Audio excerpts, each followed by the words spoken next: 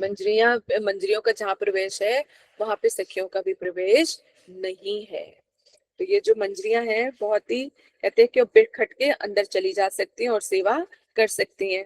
यदि कृष्ण जो है, गुरुदेव कहते हैं कृष्ण किसी भी रूप में हो और चाहे राधा रानी भी कैसी अवस्था में क्यों ना हो, लेकिन वो अंदर दोनों चली जाती हैं और बेखटके उनकी सेवा करती हैं। हाँ ललिता बोलो। दंडवत प्रणाम दीदी। दीदी यदि मंजरियां रास में होती हैं, नहीं, मंजरियां जो रास में नृत्य नहीं, बाहर से दीदी नियंत्रण करती है ना, सब व्यवस्था करती हैं। हाँ सारी व्यवस्था कर देंगी और एक तक कहीं एक जगह पे बैठ के जो है वो रास को देखती हैं। उनकी नजर राधा और कृष्ण पर ही रहती है और स्पेशली राधा रानी पे, कि राधा रानी को नृत्य करते देखना, उनका आनंद विधान करना, यही सब करती हैं। जैसे कि एक तो बार दीदी जो है, मतलब वो रास के बाहर यानी जैसे एक वो है पूरा राजगढ़ जैसे महल सा है, वो बाहर के आउटर साइड में वो देती है ना अपनी सेवा। नहीं नहीं ऐसा कुछ नहीं, जहां पे भी रास चल रहा होता है तो वो साइड में ही होती हैं, होती वहीं पर जैसे ही। फूलों की और ये सब व्यवस्था आप करती हैं उस सारी रास। व्यवस्था सब चीजों की देखती रहती है कि कहाँ पर किसी चीज की जरूरत है, वो उन सब चीजों में। और एक होता है कि वो प्रवेश कर नहीं सकती और वो कहते या करना ही नहीं चाहती। तो इनमें फर्क है। जो मंजरियां होती हैं उनका है ही नहीं, क्योंकि रास में तो वो कृष्ण के साथ रास विलास है ना। जहाँ पे वैसे ही कहीं नृत्य कहीं कुछ होता हो तो मंजरियां करती है। वो इतना सुंदर नृत्य करते हैं, वो हर प्रकार से कौशल है, हर एक चीज पे कुशल है, सब चीजें उनको आती हैं। लेकिन क्योंकि कृष्ण के साथ उनका उस तरह का भाव ही नहीं है, इसलिए वो प्रवेश ही नहीं करना चाहती। लेकिन रास में इसीलिए गोपियों का जो है प्रियतम भाव जिनका उसमें चलता है, भाव है, उन्हीं के साथ रास विलास है। लेकिन मंजरियां जो है चुपचाप बैठी रहते हैं। जैसे एक बार ऐसे नृत्य में राधा और कृष्ण नृत्य कर रहे थे, राधा रानी की पायल खुल गई। तो रूप मंजरी ने देख लिया कि राधा रानी ने कहते कि पायल खुल गई। इतनी कुशल है वो कि वो नृत्य करते करते उनके साथ नृत्य में प्रवेश हुई और नृत्य करते करते उन्होंने पायल बना दी उनके चरणों में। तो इतनी कुशलता देख के साधुवाद साधुवाद सब कहने लगे। यहाँ पर भी राधा रानी को पता नहीं किस बात पे गुस्सा आ गया, तो मंजरी रूप मंजरी से थोड़ा वहां पे जलन का भाव दिखाया। हालांकि जलन नहीं होती है, राधा रानी अपनी मंजरियों को बहुत प्रेम करती है। तो उन्होंने, लेकिन लीला है, लीला विलास के लिए उन्होंने थोड़ा वो किया। जब चली गई तो फिर उसके बाद कहते नाराज रही वो, रूप मंजरी से बात ही नहीं कर रही थी। फिर मंजरी ने देखा कि राधा रानी मुझसे नाराज हो गई, तो उन्होंने खाना पीना सब कुछ छोड़ दिया। राधा रानी पूछती कहाँ है वो रूप मंजरी, तो कहते कि आप बात नहीं कर रही हो, इसलिए तो वो कहते कि खाना पीना छोड़ के चुपचाप बैठी हुई है।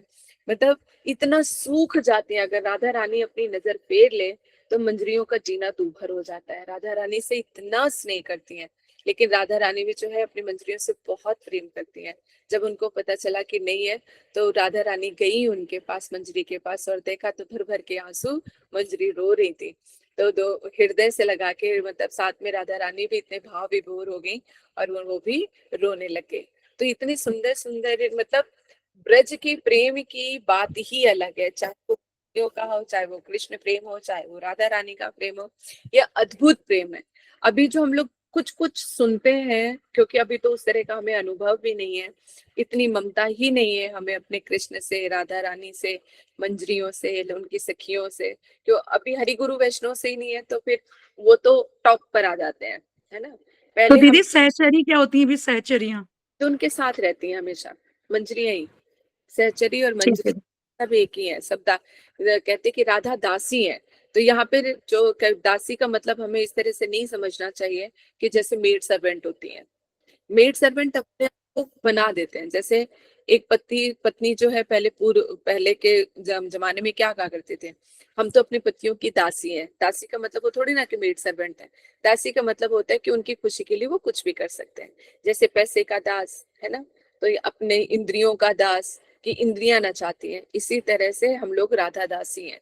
यानी राधा रानी की दासियां, राधा रानी के इशारे पे कुछ भी कर जाए, उनकी सेवा के लिए हमेशा नियुक्त रहे, है ना। तो राधा रानी की प्रसन्नता ही सब जो विधान करती है। तो यानी राधा रानी, उनके लिए डू और डाई, कुछ इफ एंड बट्स कहीं नहीं होते। जो राधा रानी की प्रसन्नता जिसमें है, कृष्ण की जिसमें प्रसन्नता है, सो कृष्णदास और सो कृष्ण राधा दासी कहलाते हैं। इसलिए हम लोग ने फिर गुरुदेव कहते हैं कि मंजरियों की जो है सेवा का अधिकार बहुत बड़ा है ना। कहते हैं किंतु ये सौभाग्य कि जो कहते कि प्रियम नम जो सखियां हैं ललिता विशाखा, उनको भी ये चीज उपलब्ध नहीं है, वो भी बिना पूछे इसमें नहीं जा सकती। तो कह रहे हैं कि इतना वैशिष्ट है, लेकिन फिर भी कहते कि उन्होंने इस सेवा के लिए जीवों को उपदेश नहीं दिया। किंतु रूप गोस्वामी जी के कहते कि रूप गोस्वामी जी के रूप में चैतन्य महाप्रभु के जो मनोभीष्ट है, जब चैतन्य महाप्रभु स्वयं आए, उन्होंने राधा रानी के भावों को ग्रहण किया, फिर कृष्ण प्रेम में डूबे, तब उनको एहसास हुआ कि ये कितना दुर्लभ प्रेम है। फिर अपने मन को कि जीव का कल्याण किसमें हो, बहुत सारे मन के भाव आए, वो सारे भाव जो है रूप गोस्वामी जी में स्फुरित कराए, ताकि वो उनके मन के भावों को जानकर जीव कल्याण के लिए उस तरह से उनकी व्यवस्था कर सके। इसलिए रूप गोस्वामी जी ने जो चैतन्य महाप्रभु के मनोभीष्टों को जानकर जो है अनेक भक्ति ग्रंथ जो है उन्होंने लिखे, जिसमें भक्ति रसामृत, उत्पल नीलमणि, विदग्ध माधव, ललित माधव आदि जो ग्रंथों की रचना कर हम जैसे जीवों का कल्याण किया है। और हमें बतलाया है कि हम उस परम रसमयी उल्लासमयी रति वाले मंजरी भाव को प्राप्त कर सकते हैं, ये इन्होंने बतलाया। अगर रूप गोस्वामी जी नहीं होते तो मंजरी भाव क्या होता है ये हम कभी जान ही नहीं सकते, क्योंकि इससे पहले जो है ऐश्वर्यमयी भक्ति थी, है ना, कि लक्ष्मी और नारायण की बात होती थी, उससे ऊपर कहीं जा ही नहीं सकते थे। कृष्ण के साथ अगर राग चैतन्य महाप्रभु नहीं आते तो हमें रागानुगा भक्ति के बारे में भी नहीं पता चलता कि रागानुगा कि कृष्ण के साथ अपना कोई संबंध बना के जो है ब्रज में हम अपने उस स्वरूप को प्राप्त करके जो है उनकी सेवा में नियुक्त हो सकते हैं। तो वो भी हमें पता नहीं चलता। वैदिक भक्ति का ही बोलबाला था, ऐश्वर्यमय भक्ति का पता था, लेकिन कृष्ण से, भगवान से इतनी आत्मीयता के साथ प्रेम और सेवा की जा सकती है। अगर ये रूप गोस्वामी जी ना आते, महाप्रभु नहीं आते, तो हमें इस चीज का ज्ञान नहीं हो पाता। हम भी दिया बाती लेके बस एक जगह कहीं पर बैठे होते हैं। कृष्ण प्रेम के लिए तड़प जो प्रेम, ये सब जो चीजें प्रदान की है, कि जहाँ पे अपना इंसान सुध-बुध भूल जाता है, इतना गहरा प्रेम जो है वो कभी भी प्रकाशित नहीं हो सकता। इसलिए कहते परम रसमयी उल्लासमयी रति वाले मंजरी भाव को, जिसमें परम प्रेम की जो बिल्कुल पराकाष्ठा है, तम जो टॉप मोस्ट का प्रेम है मंजरी भाव, और उल्लासमय बोला है वो, मतलब कहते उसमें उल्लास ही रहता है ना। तो ये जो है ये इस मंजरी भाव को हम प्राप्त नहीं कर सकते, तो जो रूप गोस्वामी जी ने बताया। अब आप लोग ये बताओ जरा, मंजरी भाव से क्या समझे हो? क्योंकि हमारी सेवा तो यहीं पर ही है। जितने भी रूपानुग है, इन्हीं को जो रूप गोस्वामी जी के अनुगत्य में जो भजन कर रहे हैं, या जो रूप मंजरी के अनुगत्य, रूप मंजरी को अपनी इष्ट मानकर उनके अनुगत्य में भजन करके जो पहुंचना चाहते हैं, वो रूपानुग कहलाते हैं। यानी कृष्ण के साथ, इसी संबंध के साथ ब्रज भक्ति का भाव लेके यदि जब हम कहते कि भक्ति में प्रवेश करते तो वो रागानुगा भक्ति कहलाती है। लेकिन जब हम रूप मंजरी के अनुगत्य में भजन करते हैं या रूप गोस्वामी जी के अनुगत्य में भजन करते हैं तो वो रूपानुग कहलाते हैं। रूपानुग में जितने भी जो भाव उत्पन्न होंगे वो क्या है, वो सारे के सारे मंजरी भाव में होंगे, लेकिन ये टॉप मोस्ट का है। तो कई बार इस, क्योंकि फिर रूप मंजरी किन के अनुगत्य में, किन के ग्रुप में आते हैं, ललिता ग्रुप, ललिता सखी के ग्रुप है।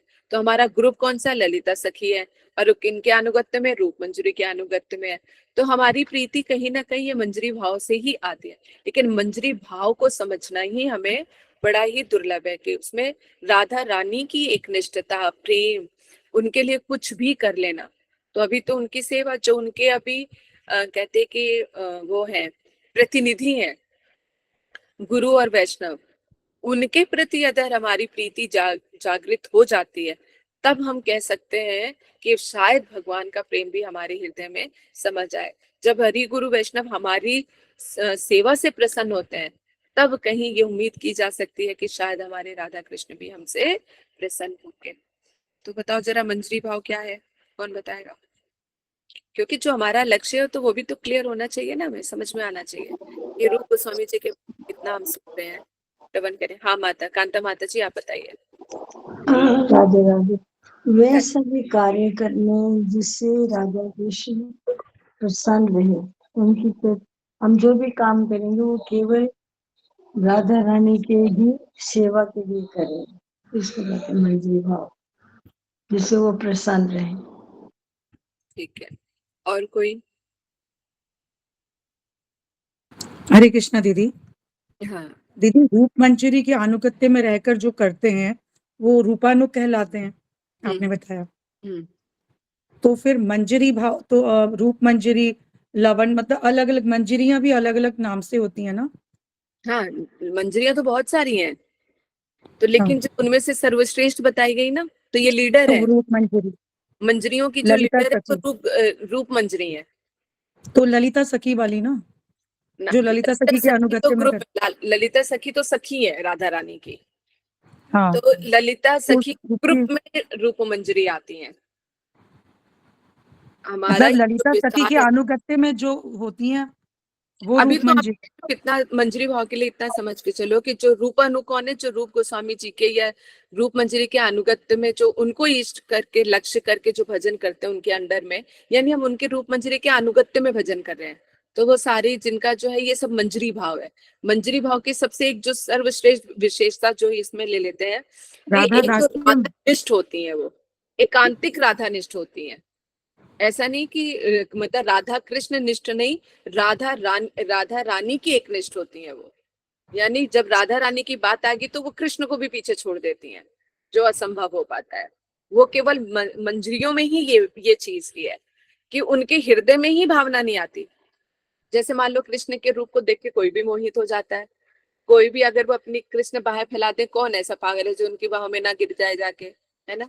तो सभी के मन में इस तरह की भावना आती है। लेकिन मंजरियां ऐसी है कि अगर कृष्ण बाहें फैलाए तो उनके हटा देती हैं कि हटो तुम यहाँ से, तो उनको भी हटा देती हैं। ये नहीं कि वो उनको हृदय से लगाना चाहती है और लगा नहीं पा रही है, वो उनके हृदय में ये भावना ही नहीं आती है।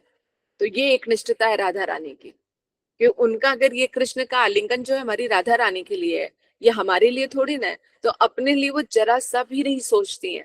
तभी तो राधा रानी ने इतनी बड़ी वो है कि आत्मसात उनको कर लिया, कि अगर कृष्ण प्रेम भी, क्योंकि कृष्ण प्रेम के बगैर कौन ही जीवित रह सकता है, तो उनको डबल प्रेम मिल जाता है।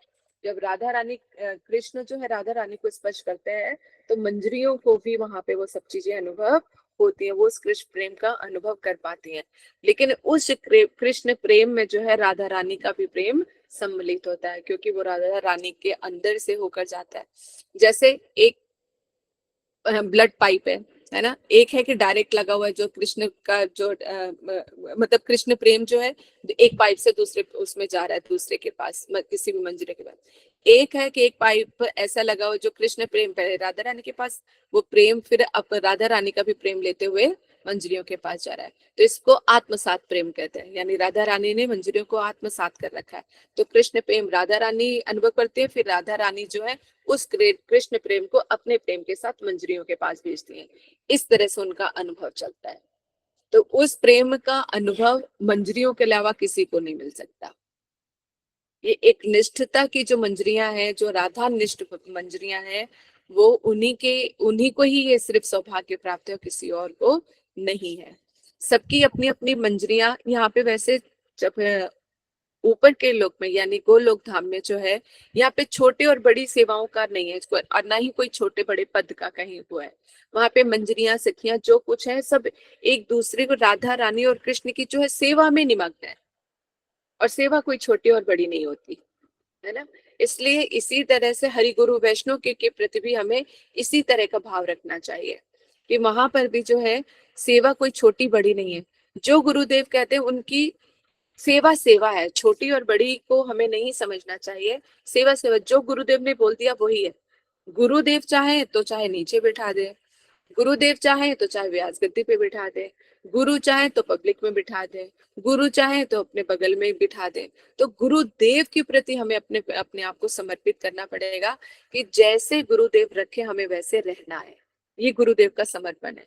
इस भाव से हम जब आगे बढ़ेंगे तब राधा रानी और कृष्ण वो भी हम समझ पाएंगे। क्या कि जैसे श्रीमद् भागवत में बता रहे हैं कि बिना भौतिक ये नहीं, यानी जो रजोगुण और तमोगुण के जब तक इनका प्रभाव नहीं खत्म होगा या भौतिक आसक्ति नहीं खत्म होगी, तब तक कृष्ण तत्व हम समझ ही नहीं सकते। अभी तो हम लोग श्रवण कर रहे हैं, हमारा तो मिली जुली सरकार है ना, आधे संसार में आधे परमार्थ में, ना हम घर के ना घाट के। हमारी तो दुर्दशा ही बड़ी बुरी है, ना हम इधर है ना उधर है। इधर चले जाओ तो मन नहीं लगता, उधर चले जाओ तो मन नहीं लगता।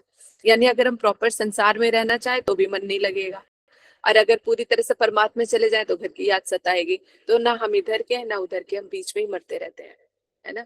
लेकिन धीरे धीरे श्रवण करते करते एक तरफ हो जाएंगे। अब ये तो और इतनी भी समझ में आ गया है कि हम इधर नहीं जा सकते, यानी भौतिकतावाद में अगर हम चाहें कि पूरी तरह से भक्ति को छोड़ के उधर चले जाए तो उसके लिए भी मन नहीं मानेगा। इसका मतलब जाना कहाँ है, परमार्थ की तरफ जाना है। इसीलिए संसार को जब तक हम छोड़ नहीं पा रहे हैं तो संसार को साथ में ले लेके हम आगे परमार्थ में बढ़ते जा रहे हैं, क्योंकि ये तो पता है कि मंजिल इधर है। इतनी समझ हमें आ चुकी है हरि गुरु वैष्णव की कृपा से, भगवत कृपा से, कि हमें भगवत भक्ति करनी है। क्योंकि आज भी जब मैं एक श्लोक पढ़ रही थी श्रीमद् भागवत, तो इसमें स्वामी महाराज जी कहते हैं कि सिर्फ खाना पीना, अपनी इंद्रियों को तृप्त करना, आनंद लेना, मजे लेना, ये सिर्फ पशुओं के काम है। मनुष्य जन्म तो तप करके इस 84 लाख योनियों से बाहर निकलने का। तो यहाँ पर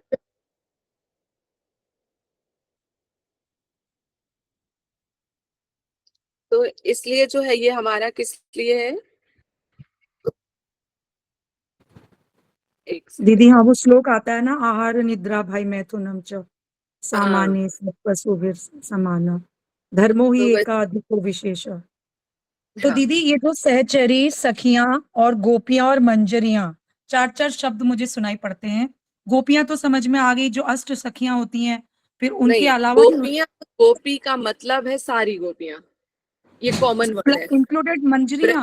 हाँ, ये कॉमन है, कॉमन वर्ड जो सारी मतलब ब्रज की जो चाहे वो मंजरियों सखियों उन सबके लिए जो वर्ड यूज किया जाता है गोपी वर्ड यूज किया गया है। जैसे सुखदेव गोस्वामी जी ने जब भी कोई बात की है कि वहां पे मंजरियां भी थी, राधा रानी भी थी, राधा रानी की सखियां भी थी, लेकिन उन्होंने गोपी वर्ड यूज करके कहा है। जो बहुत अच्छी तरह से श्रीमद् भागवत को जानते हैं, समझते हैं, राधा कृष्ण तत्व को समझते हैं, वो समझ जाते हैं कि कौन सी गोपी क्या कर रही है। तो वहां पे सुखदेव गोस्वामी ने सिर्फ गोपी वर्ड इस्तेमाल किया है। तो गोपी शब्द जो है वो कॉमन है, मंजरियों के लिए भी, सखियों के लिए भी। सखियों के को भी गोपी कहेंगे, मंजरियों को भी गोपी कहेंगे, सभी को गोपियां कहेंगे। ठीक है, तो ये चीज। और जो सहचरी होती है मतलब उनके साथ साथ रहते हैं तो वो भी गोपियां हैं। यानी ब्रज में जितनी भी स्त्रियां हैं वो सारी गोपी हैं।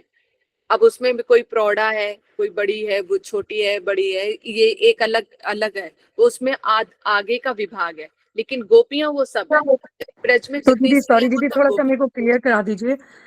जो गोपियां मंजरियां जो भी ये सब हैं, जो सहचरियां हैं, वो उनके भी नीचे वाले डिपार्टमेंट में, मतलब जो उनकी मदद कराती हैं, है ना, उनसे थोड़ा एक, या वो भी सेम स्तर में आती हैं, या उनकी वो हेल्पर हैं? देखो, भक्ति रसामृत सिंधु और उज्जवल नीलमणि में ना इन सब की बड़ी कैटेगरीज बताई गई हैं। ये मतलब एक ऐसा ये ग्रंथ है कि मतलब अंदर कहते हैं कि भक्ति राज में जब जो एक निष्ठता की भक्ति करने के बाद जब उस राज्य में पहुंचना चाहता है तो उसके लिए खजाना है कि वहां पर भी क्या क्या चीजें चल रही हैं, कि मतलब हर एक भाव को।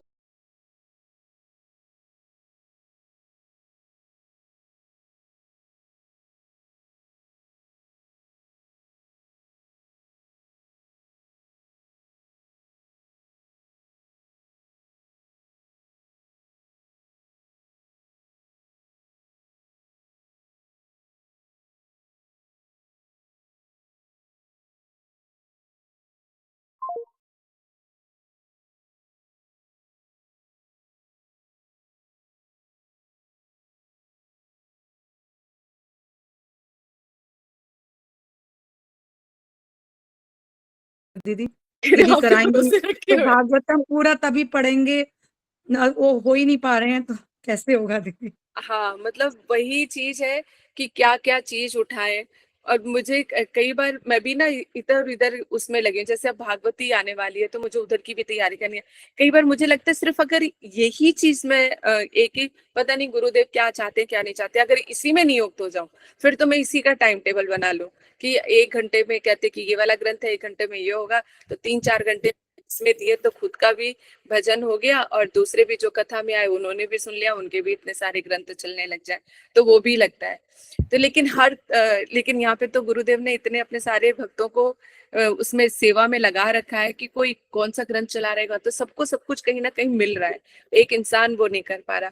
लेकिन मैं भी जैसे ये जो टाइम आता है ना, तो इस टाइम में 12-1 बज जाता है तो मुझे लगता है मेरा आधा दिन ऐसे ही चला गया। सुबह 3:30-4 बजे उठो, हरि नाम करो, कथा उसमें श्रवण करो, फिर इसी में इतनी सारी चीजें हैं। एक गुरुदेव की एक डेप्थ इतनी इतनी चीजें होती हैं, तो लगता है ये ग्रंथ नहीं पढ़ा, वो नहीं पढ़ा, और समय ऐसे ही निकल जाता है। घर वैसे का वैसा फैला पड़ा रहता है, समझ में ही नहीं आता कि कहाँ से शुरू करें कहाँ से खत्म करें, और जहां बैठ जाओ वहीं पर ही 1 घंटा निकल जाए। अरे टाइम तो ऐसे उड़ जाता है। कोई कहता होगा कि हमारा टाइम नहीं बीतता, मुझे तो ये नहीं समझ आती कि टाइम पकड़ में नहीं आता। हरे कृष्णा दीदी, कोटि कोटि दंडवत प्रणाम। पर हाँ, दीदी जैसे आप एक उच्च कोटि में आते हैं, इसमें कोई नहीं, शंका ही नहीं है। हमारी गलत तो फहमी है रीना, तुम नहीं ऐसे मत नहीं बोला करो, नहीं तो मुझे गाली लगती है। नहीं नहीं मैं नहीं मेरी- हूँ इस, मैं बस नहीं, बस मेरा मैं, कहने का मतलब है कि जैसे दीदी देखो, उच्च कोटि के वैष्णव तो आप हैं, है ना। वो बात अलग है कि आप तिनके की तरह वो हम्बल हैं, इसलिए आप उसको स्वीकार नहीं कर रहे, लेकिन हम ये तो हम है। देखो तो एक आप गरीब हो ना, और कहते कि गरीब कहो तो समझ में आता है, और कहते कि मतलब बहुत अमीर हो फिर वो अपने आप को गरीब करे तो उसको दीनता कहते हैं। लेकिन जो गरीबी और उसके पास कुछ है नहीं और फिर वो बोले कि कुछ नहीं है, तो उसको अमीर नहीं कहते हैं। ठीक है, तो तो उस तरह से चलो अब बताओ आप क्या कहना चाहते थे। दीदी मैं ये कहना चाहती हूँ कि जैसे जो भी है कि जिस तरह की एक्सपीरियंसेस आपको हुए हैं, जैसे आप कहते हैं अनुभव, जिस तरह से आप कृष्ण रस से भरपूर हैं, तो उसमें आप ग्रंथ अध्ययन कर रहे हैं, तो वो तो बात ऑफ कोर्स वो तो हर कोई समझ सकता है। लेकिन मैं अपनी कैटेगरी की बात कर रही हूँ कि जिसकी 16 से 20 माला भी बड़ी जबरदस्ती मतलब हो रही है, किसी तरह से हो रही है, तो मैं ग्रंथ अध्ययन करूं तो मेरे को कोई मूर्ख ही कहेगा।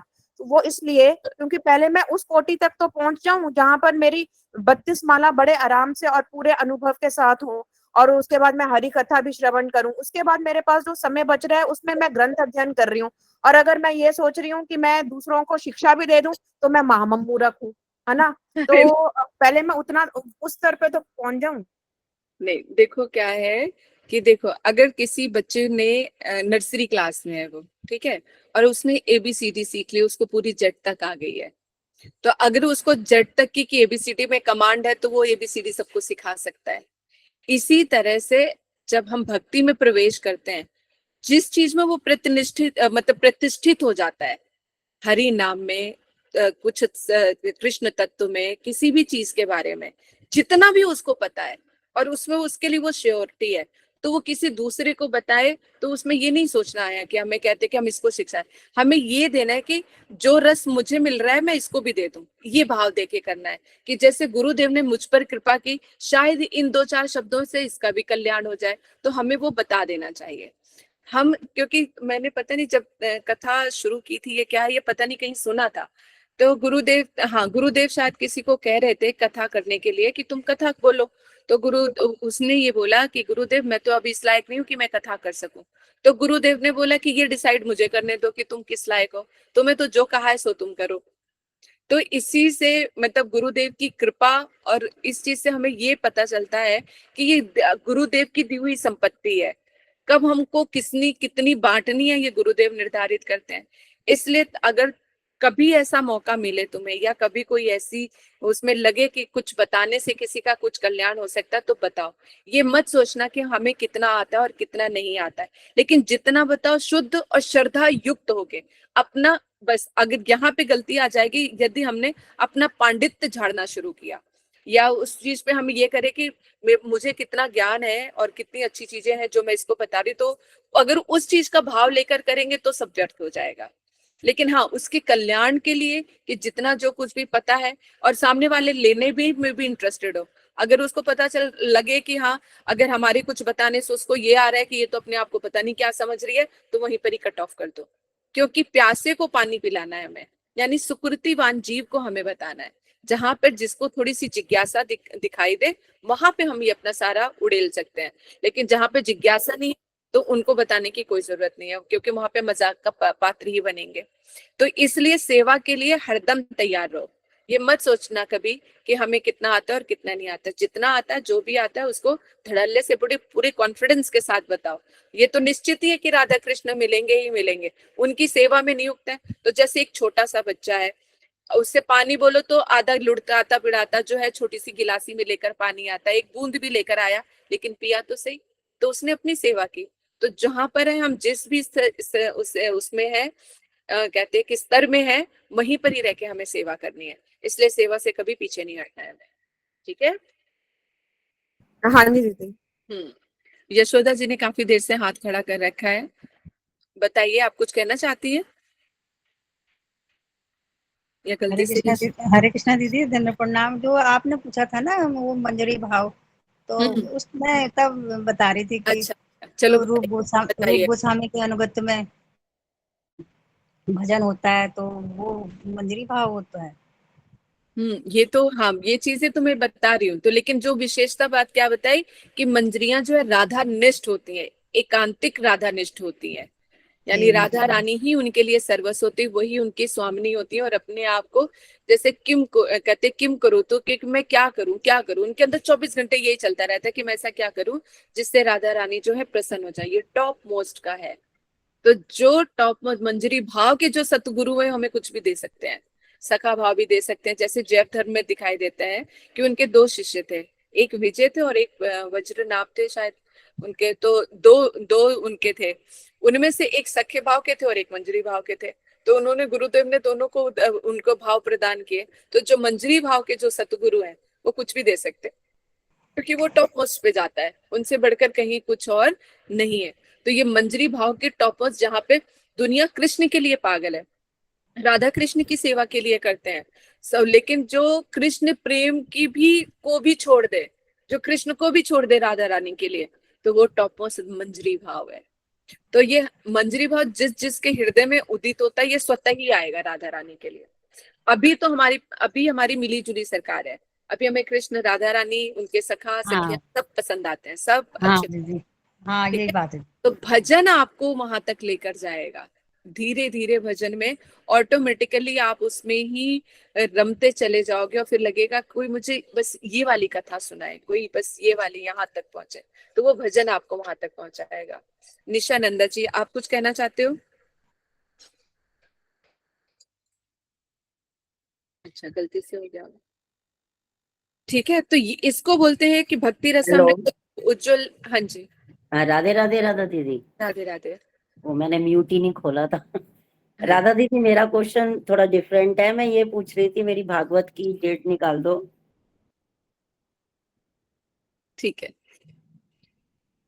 ठीक है। तो ये है हमारी भक्ति रसामृत, यानी रूप गोस्वामी जी ने जो हमें इतना सब कुछ प्रदान किया है। तो वो जिसमें भक्ति रसामृत, उज्जवल नीलमणि, विदग्ध माधव, ललित माधव। मैं इतनी पागल थी कि मतलब कोई भी लीला, मतलब जब इस चीज में मैं प्रवेश किया भक्ति में, तो बस मुझे लगता था कि कृष्ण लीला, जैसे मैंने कहते कि तब महाभारत आया था, उसमें कृष्ण लीला थी, तो मैंने सारी सीडियां मंगवा ली थी।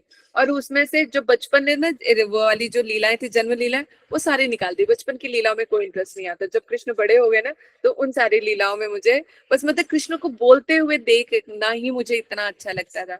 फिर इतने ग्रंथ ढूंढती रहती थी कि जहाँ पे राधा कृष्ण के बारे में पर्टिकुलर कहीं कुछ बताया जाओ, तो मुझे वो वाले ग्रंथ जाए। तो सबसे पूछती रहती थी कौन सा ग्रंथ। फिर मुझे धीरे धीरे कहते कि गोविंद लीला अमृत, कृष्ण करना अमृत, कृष्ण भावना अमृत, ये सब मिले। राधा रस सुधा निधि, तो इसमें राधा रानी और कृष्ण की भरमार से सारी की सारी यहाँ पर खूब है। तो इनको पढ़ा, तो उसमें विदग्ध माधव, ललित माधव, हालांकि ये बहुत उच्च कोटि के ग्रंथ हैं, लेकिन सिर्फ मेरा इतना लोभ कि मुझे राधा कृष्ण के बारे में पढ़ना, इसलिए मैंने सब पढ़ डाला। मतलब अंदर क्या गया क्या नहीं गया मुझे नहीं पता, लेकिन मैंने इन चीजों को चाट लिया सारा। तो मुझे वो इतना ज्यादा उस चीज की उत्कंठा थी। तो जो भी मिलते रहते, तो जो राग मार्ग के जितने भी हैं, जो प्रेम प्रेम संपुट हो गया, इस तरह के जो ग्रंथ थे, तो मैंने खूब सारे ग्रंथ इकट्ठे किए, तो ये फिर आप लोगों को दिख ही रहा है। तो ये हरि गुरु वैष्णव की कृपा से ही इसमें रुचि थी। और मुझे तो कथा स्टार्टिंग में मिलती ही नहीं थी। आपको तो, आप लोगों के टाइम पे तो बहुत ही सुविधाएं हो गई है कि ये नेट चल पड़ा है, कम से कम किसी से भी बात कर सकते हो, आप लोग कथा सुन सकते हो। हमारे टाइम पे ये चीजें थी भी नहीं, तो बड़ा तरसती थी। फिर एक दिन प्रभु जी ने, किसी ने कृपा की हम पर, और उन्होंने बोला कि दीदी आपके पास ग्रंथ तो है? मैंने कहा हाँ है। तो जैसे हमारा श्रीमद् भागवत में भी मतलब आएगा ये श्लोक, उसमें उन्होंने कहा कि दीदी आप ग्रंथ पढ़ो। तो कहते आपको अगर भक्त भागवत नहीं मिल रहा है तो ग्रंथ भागवत तो आपके पास ही है। तो मैंने कहा लेकिन फिर मैं उसको समझूंगी कैसे? कहते वो अपने आप में शिक्षक गुरु है, आप उनका अनुगत्य स्वीकार करके तो देखो। आप उनसे जब बोलोगे, वो कहते आप उनके लिए सुनना चाहते हो, जानना चाहते हो, कृपा चाहते हो, आप इस तरह से करोगे तो वो आपके ऊपर अवश्य ही कृपा करेंगे। फिर उन प्रभु जी की बात, क्योंकि मैं इमोशनल तो हुई, भावुक, वो चीज मेरे हृदय में लग गई। अब मैंने यही काम करना शुरू किया। अगर मुझे साधु संग नहीं मिल पाता था, या कहीं मैं जा नहीं पाती थी, गुरुदेव के पास नहीं जा पाती थी, परिक्रमाओं में नहीं जा पाती थी, तो मैं अपने ग्रंथों को ही पढ़ के मैंने अपना वो किया। और हमेशा जब भी कोई वैष्णव मिल जाए ना, तो जब भर भर के ना उनका हाथ पकड़ के जरूर कहती थी, मुझे आशीर्वाद दो कि मैं जो पढ़ूं वो मेरे हृदय में स्फुरित हो जाए। तो मैं हम सबसे, सारे वैष्णव से यही आशीर्वाद लेना शुरू कर दिया था मैंने, कि मैं जो कुछ पढ़ूं वो सब मेरे हृदय में मेरे स्फुरित हो, और जो है वो ही प्राप्त हो। ये नहीं कि मैं पढ़ूं वो समझ में आए, मतलब कि जो एक्चुअल में गुरुदेव देना चाहते हैं, जो समझाना चाहते हैं, वो मेरे हृदय में स्फुरित हो। तो शायद ये आशीर्वाद जो है हरि गुरु वैष्णव की कृपा से जो है, मतलब लाभान्वित रही मैं हमेशा इससे। तो वो पढ़ने की उत्कंठा और ये सब चीजें जो है बनी रही, और धीरे धीरे जो है वही घर करती चले गई। तो कब कौन सी चीज कहाँ पढ़ ली, कहाँ से है, तो वो सब कथा में वो सब आ जाता है। तो गुरुदेव बोलने का, समझने का, व्याख्या करने का, सब कुछ जो भक्ति राज्य में जो कुछ मिलता है, वो सिर्फ हरि गुरु वैष्णव की कृपा से ही मिलता है। अपना कुछ भी नहीं रहता। जहां इंसान अपना कुछ लगाने लग जाता है ना, तो वो सारा संसार में आ जाता है। लेकिन परमार्थिक राज्य में ये खरा सोना है, क्योंकि ये परंपरा से आ रहा है। तो खरा सोना जहां जैसा मिला हुआ है, एज इट इज जब हम किसी दूसरे को देते हैं, तो वो परंपरागत जाता है। अगर उसमें अपना मिली जुली सरकार अगर हमने डाल लेते हैं, तो वो फिर वहीं पे खंडित हो जाती है। ना विश्वास आ पाता है, ना मन को हृदय तक बात पहुंचती है, ना अपने आप को बदलने का प्रयास करते हैं। तो इस तरह से जो, इसीलिए हमें कहा जाता है कि गुरु परंपरा में जो है, उन्हीं से ही कथा श्रवण आदि हमें करनी चाहिए, ताकि हमारा जो है उसी में ही कल्याण है। अपनी परंपरा में ही इतना सब कुछ है कहने कलाने, तो दूसरी जगह जाने की आवश्यकता ही क्या है? तो वहां पर जाने की जरूरत है? अपना पेट भरा हुआ है अपने, और इतना कुछ है प्राप्त करने के लिए। तो तब कहते हैं कि जब इतना है तो हमें उसी में ही प्रयास करना है, तब हम फिर भटकाव नहीं रह जाता, इधर उधर इंसान कहीं भटकता नहीं है। इसी तरह से ये जो खजाना है, ये भक्ति रस अमृत सिंधु, उज्ज्वल नीलमणि, विदग्ध माधव, इसमें जैसे ये तो आपको यहाँ पे कहते हैं कि कंटिन्यूस देखो, लेकिन ये बहुत अच्छी बात है, चाहे ग्रुप में कितने भी हैं, लेकिन ये 30 की जो गणना है, ये फिर भी आते ही आते हैं। इन 30 में किस किस के नाम है, एक बार अंजना आप मुझे ये नाम जरूर देना, क्योंकि वो प्रॉपर पूरे नाम तो मुझे नहीं देखे, लिस्ट में आएंगे तो इसमें पता लग जाएगा। लेकिन इन 30 के ऊपर तो अवश्य ही कृपा है, क्योंकि ये रूप गोस्वामी जी की तिथि हर तरह ये रेगुलर है। मतलब हमारे गुरुदेव तो कहा करते तो अगर एक दो भी उसमें से निकल आए तो पता नहीं गया। तो मुझे तो ये 30 नजर आते हैं। तो इन 30 पर जो है ठाकुर जी की विशेष कृपा है, जो हर तरह के भावों को श्रवण करने का, बोलने का, सुनने का हमें सुयोग प्रदान कर रहे हैं, और इस शुद्ध भक्ति में हमारी एंट्री करा दी है। हो सकता है कि जो ये 30 के 30 सुन रहे हो, इसमें से उन्होंने कई दीक्षित हो, और हो सकता है कि कोई नॉन दीक्षित भी है। तो जो दीक्षित है तो उनके लिए तो चलो है ही खजाना, लेकिन जो नॉन दीक्षित अगर इसमें से जो श्रवण कर रहे हैं, तो वो तो और भी विरले हैं। यानी अगर ये हरि नाम ले लेते हैं, तो इनकी भक्ति ना बिल्कुल जैसे चिंगारी लगा दो तो पूरा वो नहीं हो जाए, पूरी भड़क जाती है। तो इस तरह के, क्योंकि ऑलरेडी इनको अगर इस चीज पे इतना इंटरेस्ट आ रहा है और इस कथा को वो श्रवण कर रहे हैं, तो इसका मतलब है और ये सुकृतिवान जीव है। तो इनके ऊपर विशेष कृपा है ही, जो भगवान ने सोच लिया है कि इनको अब जन्म मरण से निकाल के जो है अपने धाम में लेके जाना है। इसलिए ये स्थिर रहते हैं कि नहीं, यहाँ पे हमें इतना सुनना ही है। तो मैं चाहती हूँ इनके नाम भी मुझे पता चले कि कौन कौन है, ताकि हम जो है कहीं पर भी अगर इधर उधर होते हैं तो हम इनको पकड़ के रख सकते हैं, संभाल सकते हैं, क्योंकि हाथ पकड़ के हमें सब जाना ही है।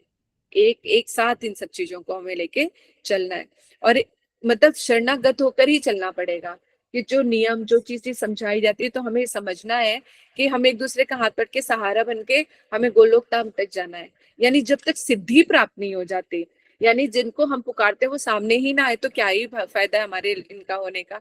अगर हम हरि नाम करें उसका अनुभव ही ना हो, रोना ही ना आए, रोने में क्या तड़प है, क्या पागलपन है, ये कृष्ण प्रेम किस मर्ज की दवा है, या कृष्ण प्रेम क्या पागलपन है, तो वो जब तक उस चीज से ना गुजरे तो क्या ही फायदा उस व्यक्ति का, है ना।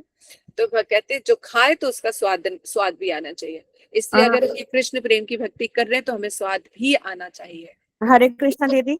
दीदी मैंने ना आपके अलावा एक या और दो कथाकारों को और लाइव सुना है, हल्का हल्का थोड़ा थोड़ा। तो उनके ग्रुप में जैसे मेंबर्स होते हैं 150 250, तो मैं यही सोचती थी, मेरे दिमाग में एक या दो बार आया कि इनके 250 मेंबर हैं, 150 मेंबर हैं, तो हमारे ग्रुप में जिस लेवल की कथा होती है तो उस हिसाब से तो यहाँ पर 2.5 करोड़ होने चाहिए, हमारे ग्रुप में 2.5 लाख होने चाहिए कम से कम, और यहाँ तक कि हर पृथ्वी का जीव होना चाहिए। मैंने ऐसे कंपेयर किया जो स्तर हमारा आप बनाते हो इस कथा का, तो मैंने सोचा यहाँ पर तो पशु पक्षी भी होने चाहिए अगर ऐसे इस कथा में 250 है तो मेरे दिमाग में आया कि ये जो 25 या 30 है ना, ये हमारे ठाकुर जी की विशेष कृपा है, ये हर किसी का अधिकार नहीं है कि 250 उठ के आ गए, 300 उठ के आ गए, नहीं, ये 25 या 30 का स्पेशल अधिकार है, और ये हमारे परम गुरुदेव की कृपा है, यहाँ पर एंट्री हर किसी की नहीं है।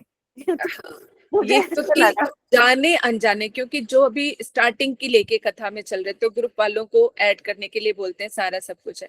अब ये 30 इस तरह के बनते जा रहे हैं कि यहाँ पर हर तरह की कथा हो सकती है, तो इसलिए क्योंकि अब ये 30 ये नजर आ रही, इसीलिए मैं नाम ये चाह रही थी कि अगर ये नाम मुझे पता होंगे तो इन 30 को लेके, अगर जैसे हम भक्ति रसामृत सिंधु या उज्जवल नीलमणि या कोई ऐसा ग्रंथ जो टॉप मोस्ट जो है, जो बहुत ही ज्यादा डीप में जाने वाला है, अगर हम उसको शुरू करते तो उन लोगों को लेंगे, क्योंकि बाकी तो कथा ये जो अभी नॉर्मल जा रही है तो चली भी जाती है। अब कितने लोग रिकॉर्डिंग सुनते हैं ये नहीं पता, कि जो नहीं आ पाते वो रिकॉर्डिंग भी सुन रहे हैं नहीं सुन रहे, हमें उस बारे में कुछ नहीं पता चलता।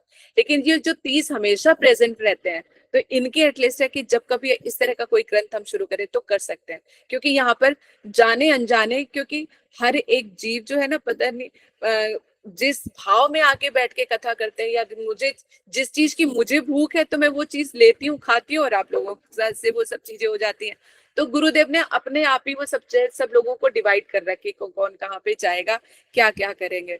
तो मुझे जितना जो कुछ भी मिला हुआ है बस मैं उसी में रह के, जितने लोग भी आ जाते हैं, जो लोग भी सुन रहे हैं, तो इन्हीं के माध्यम से मेरा भी भजन हो पा रहा है। तो बस मुझे ये है कि जितना जो कुछ भी है उतने में लेके आगे बढ़ते रहे। तो ये गुरुदेव ही जाने किसको लेके आना है, किसको लेके जाना है, कोई चाहे लेफ्ट हो चाहे कोई आ जाए, कोई एक अलग ही भाव रहता है। तो सब हर तरह की जो क्लासेस चल रही हैं, हर तरह का सब कुछ वो चल रहा है, जो जिस अधिकार में है वहीं वहीं पर ही रहकर वो अपना कर रहे हैं, तो सभी सेवा में लगे हुए हैं।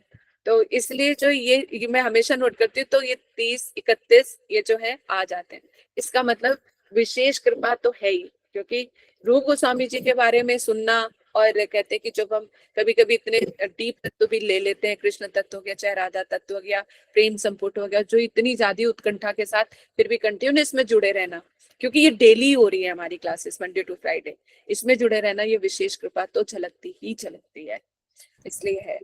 तो दीदी जो आप आजकल ले रहे हो ना कंटेंट, ये बहुत दुर्लभ है सुनना, बहुत दुर्लभ, और मतलब आप तो भेज, इसीलिए जो आपकी रिकॉर्डिंग्स है ना वो इनवैल्यूएबल है, क्योंकि ये रिकॉर्डिंग्स हर किसी के हाथ में नहीं आती हैं और हर किसी को सुनने को भी नहीं मिलती हैं। तो ये वन टाइम नहीं है कि आपने एक बार बता दिया तो वो तो क्योंकि हर चीज तो हम एक एक वर्ड तो हमारे दिमाग में बैठ नहीं रहा, मोटी मोटी चीजें तो बैठ जाती हैं, तो लेकिन हर वर्ड हम तभी सुन सकते हैं जब रिकॉर्डिंग्स हो।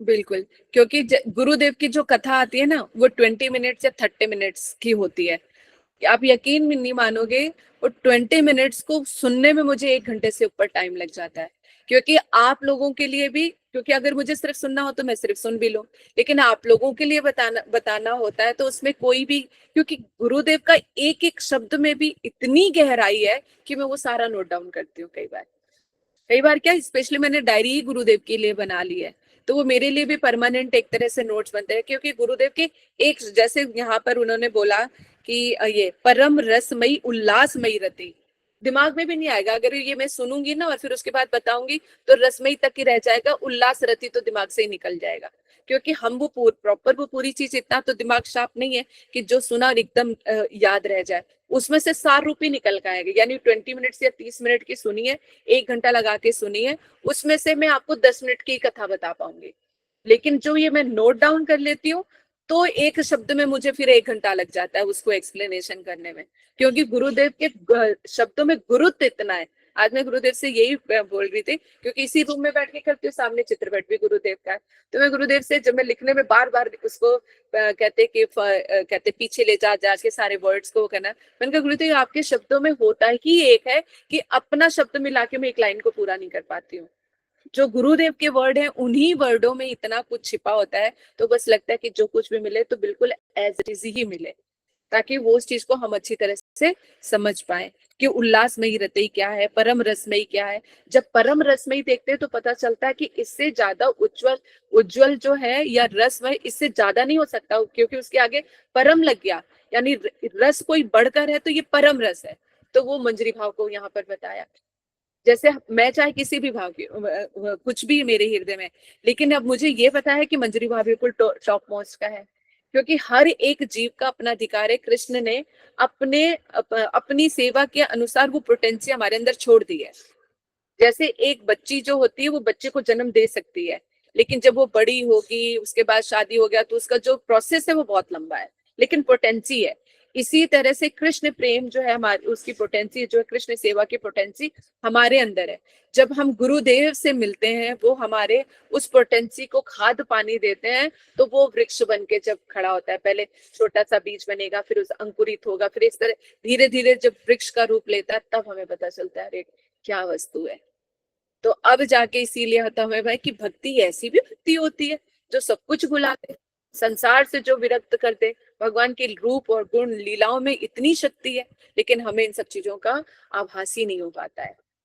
तो ये हरि गुरु वैष्णव की कृपा है कि एक एक शब्द में इतना कुछ भरा हुआ है, और सबसे बड़ी बात है इतना हमें समझने का सामर्थ्य प्रदान किया कि हम उस चीज को समझ पा रहे हैं, नहीं तो वो भी सर के ऊपर से निकल जाता। लेकिन हमें ये सब चीजें समझ में आ रही हैं, तो पाने की चाहत रहती है, उत्कंठा रहती है, नहीं कि हमें आगे बढ़ना है, आगे बढ़ना है, अभी कुछ नहीं हो रहा। अब एटलीस्ट हमें समझ में आ रहा है कि हम कहाँ पे सब कुछ वेस्ट कर रहे हैं, हमें अपने डू और डाइज पता चल रहे हैं कि हम क्या कर रहे हैं, डू और डोंट्स भी पता चल रहे हैं, एक एक पल कहाँ बिता रहे हैं वो भी पता चल रहा है। तो जो ये पता चल रहा है वही हमारी उपलब्धि है। धीरे धीरे एक समय आएगा जब सारा समय जो है हमारा इसी में जाएगा। इसलिए कहा कि तो जीवों के कल्याण के लिए उन्होंने परम रसमयी और इन ग्रंथों की जो है रचना की, तो ये हमें रूप गोस्वामी जी की ही कृपा से प्राप्त हुए हैं। कह रहे ये कार्य जीवों के कल्याण के लिए हैं, वे अनुपम और अद्भुत है। गुरुदेव कहते हैं जो रूप गोस्वामी जी ने जो हमारे लिए किया है ना, जीव के कल्याण के लिए जो किया है वो अनुपम है और अद्भुत है। अद्भुत क्योंकि मंजरी भाव, जैसे कोई साधारण जीव से अगर पूछ लो ना कि मंजरी भाव या क्या रस इसमें क्या है, किस भाव से तुम सेवा करोगे, उनको कुछ पता ही नहीं है। जिस तरह से जो प्रेमानंद महाराज जी किताब प्रसिद्ध है, और उन्हीं की एक शिष्या जो है हमारे घर पे रहती है, रेंट पे वृंदावन में, तो उनको राधा नाम सिखाया जाता है कि राधा नाम करो, और इस तरह से अभी उनको भी राधा नाम करना तो सिखाया, राधा रानी ही उनके लिए सर्वस्व है, इस तरह की भावना उनके अंदर है, श्रद्धा है, लेकिन अभी उनको ये नहीं पता कि हमें जाना कहाँ है या राधा रानी के प्रति सेवा क्या है। उनको अंदर की डेप्थ की चीजों के बारे में कुछ नहीं पता है। लेकिन फिर भी ऐसे साधु को भी प्रणाम है जो संसार से मन हटा के राधा नाम में तो लगाया, इस जन्म में राधा नाम में लगाया है, अगले जन्म में राधा रानी को भी प्राप्त कर लेंगे। तो बड़ी ये जो गौड़िया संप्रदाय की जो भक्ति है ये अति दुर्लभ है, क्योंकि इसके अंदर इतनी डेप्थ है कि ये जो रस, जो प्रेम, कहाँ जाना है, क्या करना है, इसमें सारी चीजें क्लियर है। रूप गोस्वामी जी ने उस प्रेम तत्व यानी कि मंजरी भाव से तो अवगत कराया ही कराया, वहां तक पहुंचने का रास्ता भी बता दिया। ये उनकी सबसे बड़ी कृपा है। नहीं तो कोई लोभ तो दे दे, जैसे कोई आए और हमारे पास आके बोले कि देखो ये जो मर्सिडीज है ना, इसके अंदर बड़े अच्छे अच्छे मत है, उसके सारे गुण वगैरह करते हैं, और हम है तो कंगाल। अब इतना बड़ा सपना देख तो लिया, सुन लिया, समझ में आ गया और मन में आ गया कि इसको खरीदना है, लेकिन अब उसने हमें लोभ तो दे दिया कि मर्सिडीज को खरीदना है, लेकिन रास्ता नहीं बताया कि उसको कैसे प्राप्त कर सकते हैं, या हमारे सामर्थ्य के अनुसार कैसे धीरे। अब दो ही काम होंगे, या तो उसका लोभ बढ़ गया तो या तो चोरी या डकैती, कमा के इतना तो महंगी कार खरीदी नहीं जा सकती, तो कैसे करेंगे।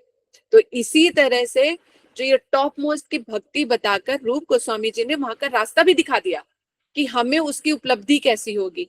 अगर हम बोले कि इतना बड़ा इसका टारगेट है, रूप मंजरी भाव, कहाँ पे ये मंजरी भाव है, कहाँ हम है, पूरे संसार में पड़े हुए हैं, अभी तो हमारा भजन साधन भी नहीं है, कैसे उसको प्राप्त करेंगे। तो रूप गोस्वामी जी कह रहे टेंशन मत लो, जिस स्तर पर है उसी स्तर पे रहकर भक्ति स्टार्ट करने के लिए बोला गया कि तुम जहां पर हो, ये लता जो तुमने पकड़ ली है, श्रद्धा रूपी जो लता पकड़ी है गुरुदेव से लेके, ये तुम्हें टॉप मोस्ट तक अपने आप पहुंचा देगी। तुम्हें सिर्फ धीरे धीरे धीरे धीरे करके चलना है, बस लक्ष्य रखना है कि मुझे बेल हाथ से ना छूटे। अगर बेल हाथ से छूट गई तो फिर भटक जाएंगे। इसलिए हरि नाम महामंत्र को सदैव पकड़ के रखना है, जकड़ के रखना है। ये हरि नाम हमें वहां तक पहुंचा देगा। बस हरि नाम नहीं छूटेगा तो कथा भी मिलेगी, साधु संग में मिलेगा। एक साधु संग, हरि नाम, हरि गुरु वैष्णव सेवा, ये तीन चीजें नहीं छोड़नी है। ये चीजें नहीं छोड़ेंगे तो 100% पहुंचेंगे। देर या सबेर से पहुंचेंगे, लेकिन पहुंचेंगे जरूर, इसमें कोई दोहरा नहीं है।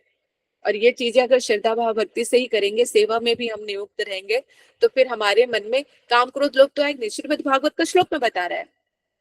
अभी हमारे दो मतलब मैं एक जो है द्वितीय स्कंद में भी हूँ जो मैं पढ़ रही हूँ, और एक प्रथम स्कंद में आप लोगों को पढ़ा रही हूँ। तो उसी में एक श्लोक में जिसमें आया है कि अगर जब तक हमारे मन में ये तमोगुण से जो उत्पन्न है और जो रजोगुण में उत्पन्न है, काम क्रोध लोभ मम मत्सर्य, तब तक हमें कृष्ण तत्व भी समझ में नहीं आएगा। तो उनको समझने के लिए तो ये सारी चीजें हटेंगी तभी तो होगा। ये हटेंगी कैसे? तो बस हमें इधर उधर ज्यादा ध्यान नहीं देना, सिर्फ इतना ही कि जो करें श्रद्धा युक्त होकर करें, कृष्ण प्रेम के लिए करें, उसमें संसार की मिलावट ना करें। संसार की मिलावट मतलब कोई इच्छा, अगर मन में कोई इच्छा आ भी जाती है तो सोचो अगर ये चाहिए कि ये चाहिए, वहां पे दो चीजें रख लो, एक कृष्ण प्रेम और वो जो तुम्हारी चाहत है उसको रख लो, और कृष्ण प्रेम रख लो। बस इसी में चॉइस लेते रहो कि क्या चाहिए। कभी हो सकता है संसार का फल भारी हो जाए और कभी जो है वहां करे, लेकिन अंतिम समय में भी तो क्योंकि चॉइस एक जगह में, संसार की चॉइस तो बदलती रहेंगी, लेकिन एक दूसरी जो चॉइस है वो हमेशा उसी पे रहेगी। तो अब देखो, पहली अब जैसे दो चॉइस रखी है, अब कृष्ण प्रेम पहले रखोगे या अपनी चॉइस पहले रखोगे? जब विचार करोगे तो एक बार लिख के देखना कि क्या चीजें आ रही है, क्या क्या तुम्हारी चाहत है। एक हरे पेपर पे कृष्ण जी, लिखो। अगर मेरे मन में आया कि चलो मैं एक ड्रेस खरीद लेती हूँ, तो वो चाहत गलत है, और ये फिर जरूरत है, नहीं नहीं, ये तो अभी छोटी मोटी है, इनसे धीरे धीरे ये तो चलो फिर भी किसी से बुरा तो नहीं हो रहा कुछ। अगर ड्रेस खरीद रहे हैं या हम कुछ और खरीद रहे हैं या किसी चीज पे है, तो कम से कम ये हमसे रिलेटेड है, हम किसी का नुकसान नहीं कर रहे हैं इसमें, है ना। तो ना किसी को बुरा बोल रहे हैं ना कुछ कर रहे हैं, तो उन सब चीजों से तो बच रहे हैं। तो पर अगर देखो सांसारिक तो है ना, मतलब कपड़े बहुत हैं लेकिन और भी मन कर रहा है खरीदने का, तो क्या धीरे धीरे धीरे मेरी धीरे choice है? कंट्रोल होगा। अब इसके लिए भी ना हमें कहते हैं ठाकुर जी एक लगा देते हैं ठोकर, कभी कपड़ों के लिए इतना कुछ सुनने को मिल जाएगा ना, उससे बाद फिर कपड़े का भूत ही उतर जाएगा। हरे कृष्णा दीदी, एक बात कहो। हाँ बोलो। हरे हरे कृष्णा दीदी, कहते हैं अगर हमारे पे मतलब इच्छा, अपने इच्छा अनुसार, जरूरत अनुसार कपड़े हैं, अगर हमारा मन और भी कर रहा है खरीदने को, तो हम रजोगुण में हैं। क्यों दीदी, सही है? बिल्कुल ठीक है। रजोगुण। रजोगुण ही तो हमें जो है सब चीजों के लिए अट्रैक्ट करता है, अपने संसारिक सुख के लिए जो है वो रजोगुण में ही आके आता है। तमोगुण तो बहुत ही ज्यादा निकृष्ट पे चला जाता है, और उसमें क्रोध आ जाता है, काम है, ये सब चीजें तमोगुण के हैं। जब हमारी ये इच्छा भी खत्म हो जाएगी ना कि हमें और अच्छा सुंदर और अच्छा पहनना है और अच्छा पहनना है, तो हमारा मतलब समझो रजोगुण अभी हमारे अंदर है। तो बस इन सब चीजों को देखने के बजाय, हाँ, अगर हम अपनी भक्ति में कंसंट्रेट करेंगे तो ये अपने आप ही चले जाएंगे। फिर हम सत्वगुण में जाके स्थित हो जाएंगे। तो अभी तमोगुण से रजोगुण से सत्वगुण, और इनसे, इन रजो और तमोगुण से केवल भगवान की कथा ही हमें निकाल सकती है और भगवान का नाम निकाल सकता है। तो हमें कॉन्सेंट्रेट किस पे करना है? कथा में और हरि नाम में। अब ये अपने आप ही अब गुण चले जाएंगे, हमें इनकी तरफ ध्यान नहीं देना कि क्या रह गया और क्या नहीं रह। जब झाड़ू लगाते हैं तो बस झाड़ू मारते चले जाते हैं हम कि सारा कूड़ा बाहर, जहां पर भी जरा सा दिखा तो एक झाड़ू से तो उसमें सारा बाहर। इसी तरह से हरिनाम और हरि कथा जो है हमारे चित्त को जो शुद्ध करने में बहुत लाभ करेगी, सारी कामनाओं को भी नष्ट कर देगी, सारे पापों को भी नष्ट कर देगी, सब कुछ काम करे। तो हमें अपने हरिनाम पे, मतलब जितना अच्छा से अच्छा हरिनाम कर सकते हैं हमें वो करना है, और अच्छे से हृदय से जो है कथा को श्रवण करना है। और ये कि ठाकुर जी देखो आप इतना करे तो कुछ तो हमारी मदद कर दो, अपने हम आपको नहीं बांध पा रहे, कम से कम आप ही बांध लो। तो उनसे बंधवाना है किसी भी तरह से, हम बांधे हरे या कृष्णा दीदी, दंडवत प्रणाम दीदी। रजोगुण क्या होता है? देखो अगर इसी में चलोगे ना तो फिर मैं आगे पहुंच ही नहीं पाऊंगी, और कथा अभी 4 पेज पड़े हुए हैं और टाइम होने वाला है। अब अभी ये मतलब ये माया के 3 गुण है, रजोगुण, तमोगुण और सतोगुण। ये 3 गुण होते हैं जो हमें अपने इशारों पे नचाते हैं। ठीक है, अभी इतना ही समझो और बाकी ये चलने दो। ठीक है, अब सब मौन हो जाओ। फिर ये कहते हैं कि हम लोग जो है आज भी इस रस दया का अनुभव करते हैं।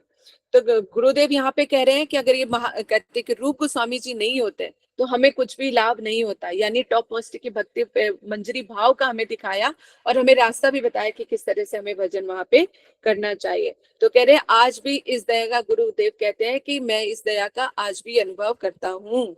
और कहते हैं कि मुझे ऐसा लगता है कि समस्त वैष्णव संप्रदाय या रूपानुग जो वैष्णव है या रागानुग के जो वैष्णव है वो हमेशा रूप गोस्वामी जी के चिर ऋणी रहेंगे, क्योंकि उनको समझ में आ गया कि उनको क्या मिला है।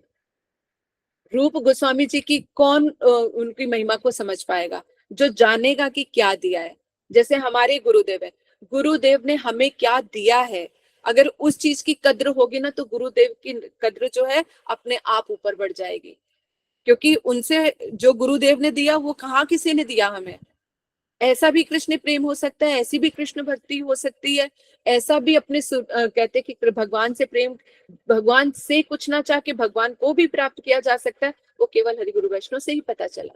तो जब गुरुदेव की उपलब्धि का पता चलता है ना कि क्या वस्तु दी है गुरुदेव ने, तो गुरुदेव वैसे ही नजरों में ऊपर चढ़ जाते हैं। तभी हम अपने गुरुदेव के चिर ऋणी हैं कि ऐसा, जैसे मेरे लिए तो गुरुदेव ऐसे ही हैं कि मैं उनके मतलब कभी भी ऋण में चुका ही नहीं सकती, क्योंकि पूर्ण रूप से कृष्ण, क्योंकि मैं तो शिव भक्त थी और अपने हिसाब से भक्ति करती थी, हालांकि अनन्य भक्ति थी, क्योंकि शिव जी के पास भी निष्काम भक्ति थी। इसलिए मुझे शिव जी ने मुझ पे कृपा की और मुझे ऐसे सतगुरु प्रदान किए जिन गुरु से मैं जिनको पाना चाहती थी वहां तक मैं पहुंच गई, अपने लक्ष्य तक।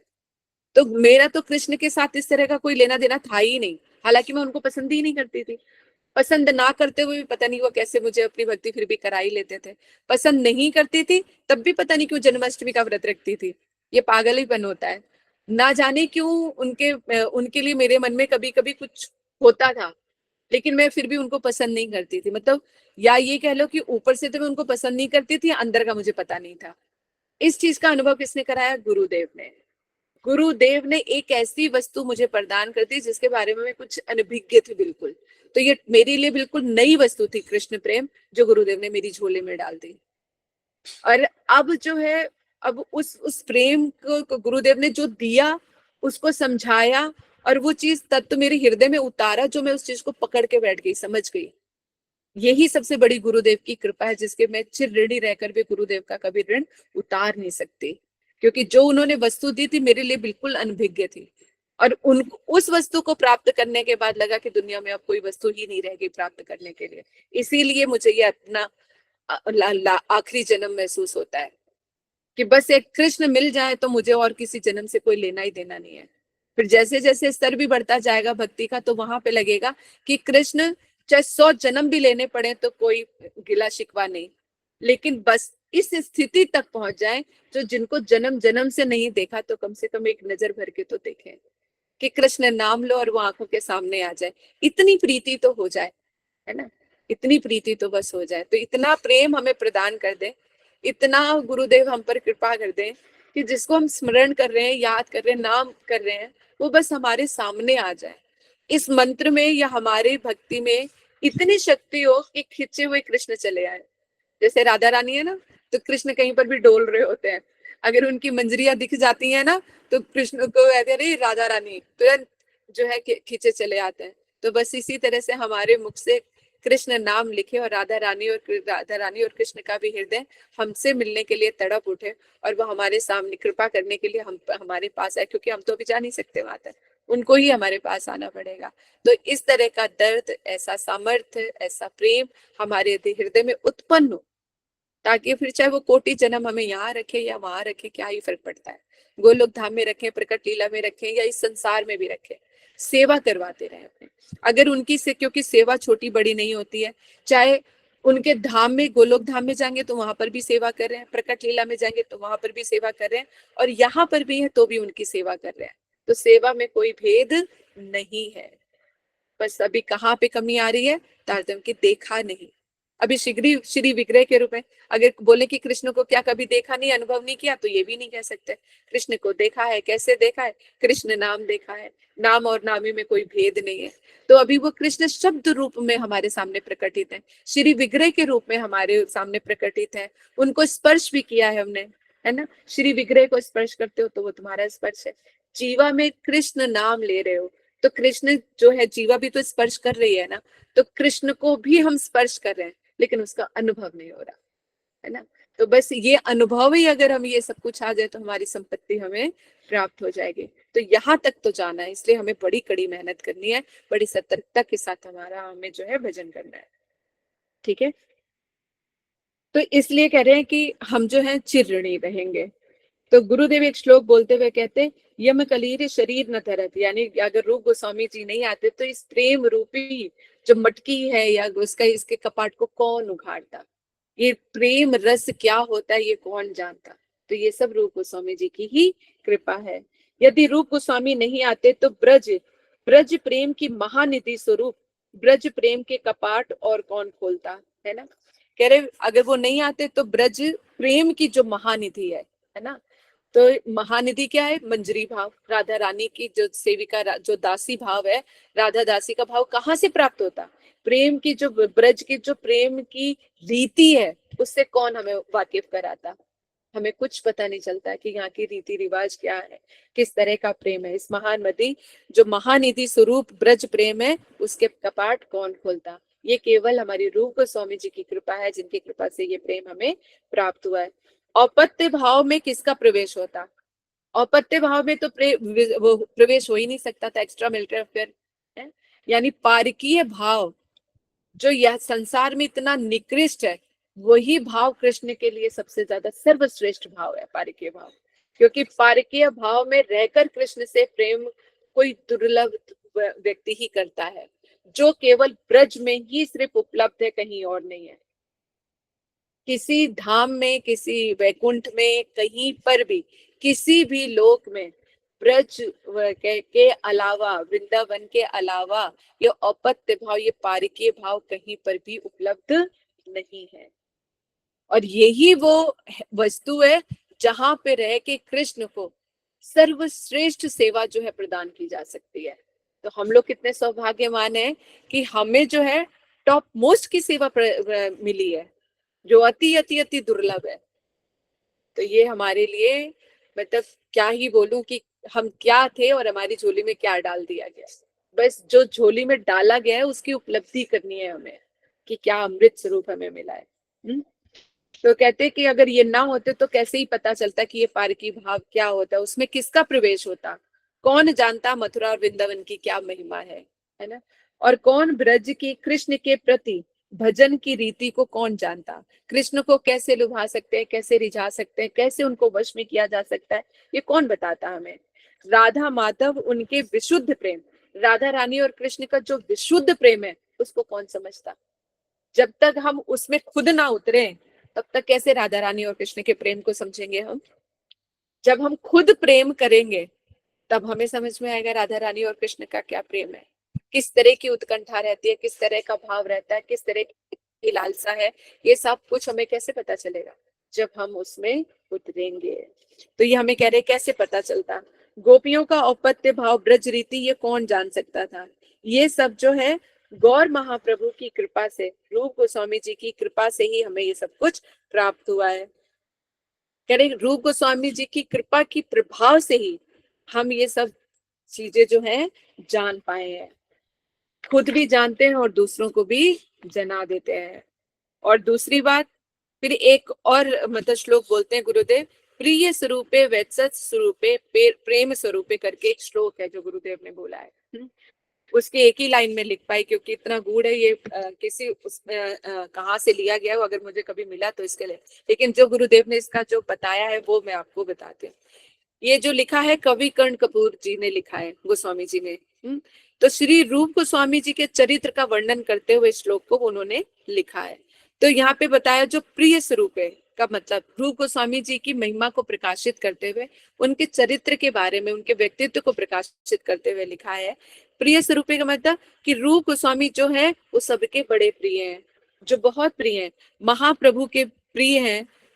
जैसे अपने परिकर महाप्रभु को बड़े प्रिय हैं, वैसे रूप गोस्वामी जी जो है महाप्रभु को बड़े ही प्रिय हैं।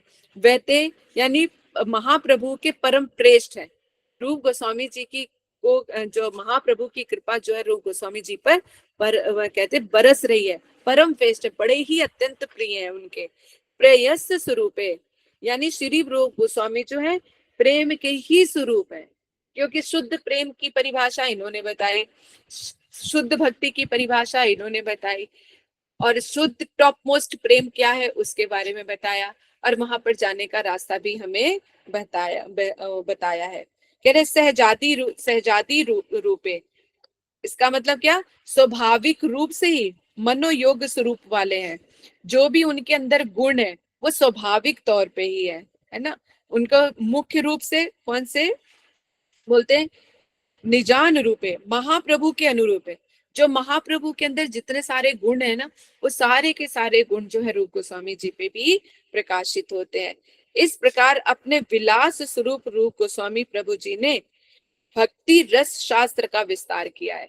तो भक्ति तो पहली थी, भक्ति में रस किसने डाला? वो श्री रूप गोस्वामी जी ने डाला है।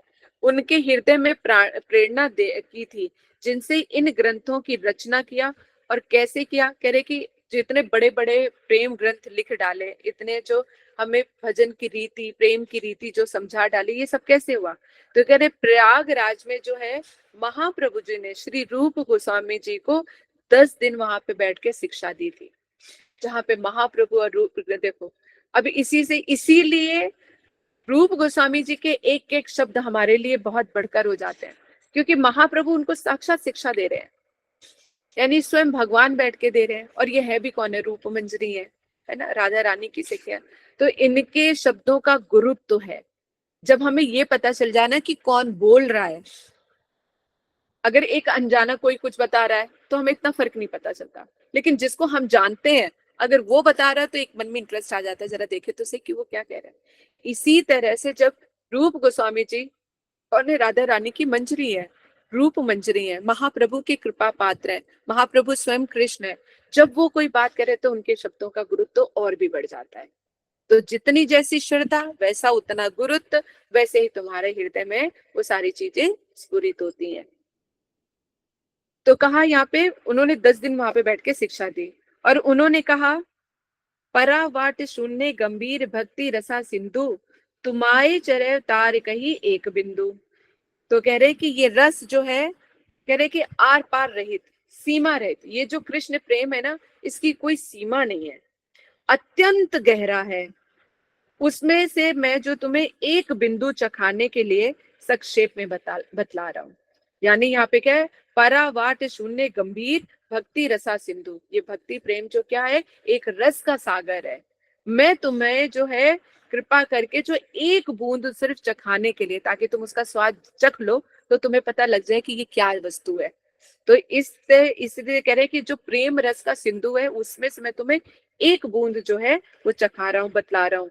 और पुरी में अपने परिकरों से भी कहा था, जब पुरी में सब लोग सारे स्वरूप दामोदर जी, राय रामानंद जी और सार्वभौम भट्टाचार्य जी, नित्यानंद प्रभु जी, अद्वैताचार्य जी, इन सब से भी प्रार्थना करते हैं कि आप जो है आप हम पर कहते हैं कि आप कृपा करके जो है स्वरूप कहते हैं कि रूप गोस्वामी जी के ऊपर आप कृपा कर दो, आप अपने सारे हृदय के भावों को जो है इनके हृदय में स्फुरित करा दो, ताकि वो अच्छी तरह से सोच समझ के मेरे हृदय को जान समझ ले, और फिर जिस तरह से जीवों के कल्याण के लिए जो सेवा मैं चाहता हूँ सो वो करें। तो इसीलिए पता है कि ये हमारे करके मन के भावों को जानकर उसे पूर्ण कर मेरे मनोभीष्ट को ये पूर्ण करेंगे। तो स्पेशली जो है चैतन्य महाप्रभु ने रूप गोस्वामी जी को ये सब चीजें हमारे कल्याण के लिए, अगर महाप्रभु नहीं होते तो ये इतनी कृपा कौन बरसाता, जो जिसके पात्र और पात्रता दोनों प्रदान करते हैं। एक होता है ना जो दानवीर तो है, सब कुछ बांट रहा है, लेकिन हमारे पास पात्र नहीं है, तो क्या क्या किस में लेंगे हम। लेकिन यहाँ पर क्या महाप्रभु परम दयालु कृपालु है, वो कह रहे अगर कुछ पात्रता भी नहीं है ना तो कोई बात नहीं, आ जाओ, मैं पात्र भी दूर दे रहा हूँ और तुम्हें भिक्षा भी प्रदान कर रहा हूँ। तो प्रेम रस भी प्रदान कर रहे हैं और प्रेम रस का धारण करने का सामर्थ्य भी प्रदान कर रहे हैं। इससे बड़ी कृपा महाप्रभु की और नहीं हो सकती। इससे ज्यादा भगवान की और कृपा क्या चाहिए कि हम जैसे हैं वैसे ही हमें स्वीकार कर रहे हैं। हमें ये नहीं कह रहे कि तुम नहा धोकर आके तैयार होके हमारे पास आओ या अपने आप को पवित्र करके आए, वो सिर्फ ये कह रहे हैं कि तुम जैसे हो बस तुम मेरे पास आ जाओ, शरणागत हो जाओ, मैं तुम्हें अपने आप पार लगा दूंगा। इतनी बड़ी भावना महानिधि हमें प्राप्त हो रही है और हमें क्या चाहिए। करे श्री रूप गोस्वामी ने ही श्री महाप्रभु के अंतर स्वरूप ब्रजेंद्र नंदन श्री कृष्ण स्वतंत्र घोषणा की। कह रहे कि रूप गोस्वामी जी ने ही जो महाप्रभु के अंदर ब्रजेंद्र नंदन कृष्ण है, यानी सच्चिनंदन गौर हरि कौन है, कृष्ण ही है। सबके समाज के सामने, भक्त समाज के सामने सर्वप्रथम जो है उन रूप गोस्वामी जी ने ही खुल के ये बात बताई। जैसे सार्वभौम भट्टाचार्य के सामने भी अपने आप को प्रकाशित किया था, लेकिन प्रभु ने उनको मना कर दिया था कि आप किसी को नहीं बताओगे। इसीलिए रस राज महाभाव के भी दर्शन राय रामानंद जी को भी करवाए थे, उनको भी निषेध कर दिया था कि तुम किसी को कुछ नहीं बताओगे। लेकिन यहाँ पे रूप गोस्वामी जी ने सबके सामने खुलेआम जो है कहते कि यहाँ पे सच्चिनंदन गौर हरि के रूप में जो